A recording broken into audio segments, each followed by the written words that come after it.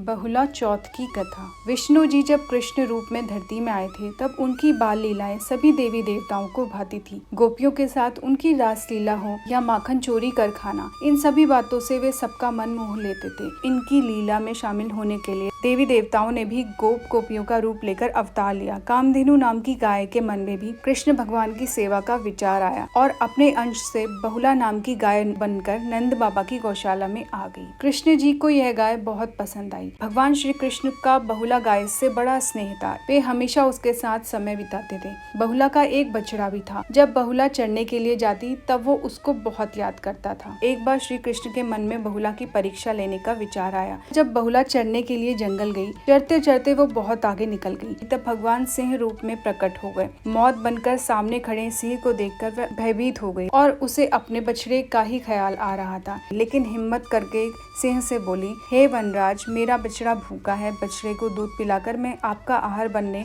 वापस आ जाऊंगी। सिंह ने कहा, मैं कैसे तुम्हारी इस बात पर विश्वास कर लूं? सामने आए आहार को कैसे जाने दूं?